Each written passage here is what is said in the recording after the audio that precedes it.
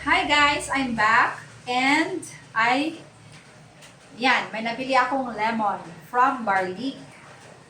Though mas pricey siya, parang times 2 yung price niya. Pero I really need it. So, kailangan ko siyang i-process. Yes. So, wait please. Okay, let's put on some gloves. Kasi acidic yung lemon.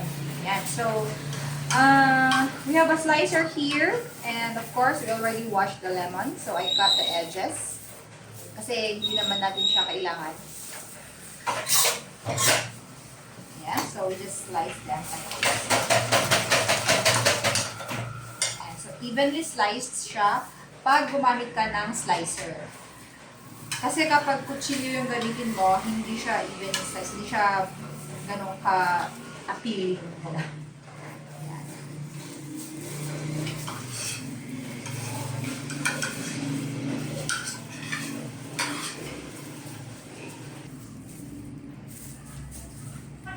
Yes, so when I went to the market, there is one store selling lemon, pero limited daw talaga yung stocks.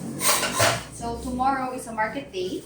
I'm gonna go and check the other lemon from other municipalities like Sagada.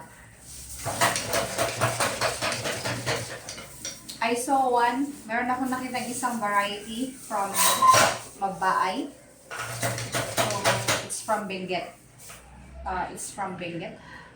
Yeah, maybe. I think those coming from Magbaay is from Benguet.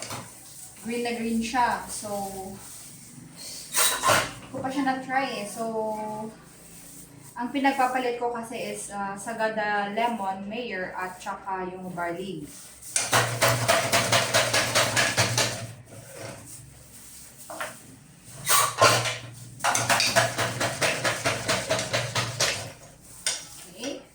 So, it's almost sliced na ang ating lemon.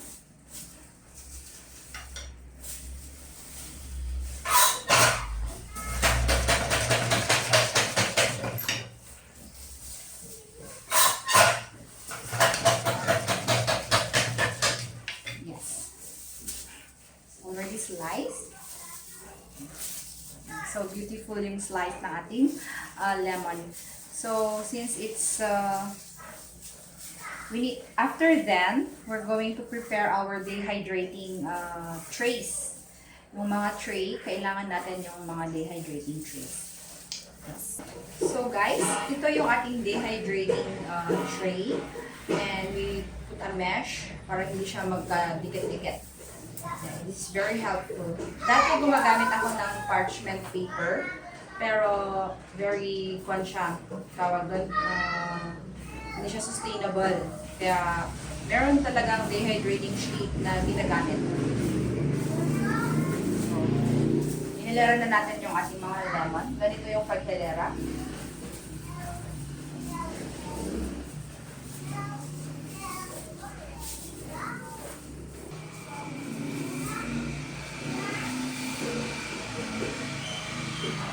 And ready na to na ilagay sa ating dehydrator.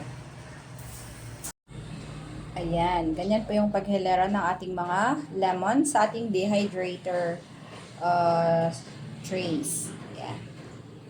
Huwag masyadong madikit para ma-evenly dried sila. Ayan, ito yung ating mga dehydrator. Lagay natin. Layer by layer. So, yung gamit natin is 10 layer. Yan, naka-on na siya. Preheating. Yan. So, 10 layer ito para kasi konti lang yung kinuha kong lemon. So, if kumuha kami ng mga 60 kilos, ganun, nagagamit yung tatlong dehydrator. Ayan. So, electricity talaga yung matakaw nga siya sa electricity. Ayan guys. So, na-load na natin sa ating dehydrator yung ating mga lemon na 4 kilos. So, we use the 10 layer dehydrator. Yung maliit lang. Kasi Itong mga big 16 layer can carry 10 kilos or 20 kilos sa isa kapag nilayer mo pa siya ng dehydrating sheets. Pero ngayon, since gusto ko mapadali yung kanyang pag-dry, single layer lang yung ginawa namin. Yan. So, mainit ngayon. It's hot inside. Ayan. So, nakita nyo yung day, yung behind the scene namin sa isang araw. So, ngayon lang ako makakapagpahinga actually. And it's time also to prepare dinner. Yan guys. Ito yung buhay ng isang small biz owner. Yan. So, yeah, this is my day. And hopefully, yeah, it's tiring. Pero, at the end of the day naman, at least may na-accomplish tayo ngayong araw. Yan. So, look at my empty containers here. Yeah, it's very good to see if it's empty kasi nakabenta ka. Pero, kapag araw-araw mo nang nakikitang walang laman, yun na, ang hirap. Parang, it's a sore in the eye. Yan. So, and guys, thank you for joining me today. It's a really busy day. Ayan. Na-solve natin yung isa nating problema sa araw na to. And yeah, let's see what another day takes us. Thank you for joining me today in our behind the scenes series, and until our next videos, guys. Thank you. Bye.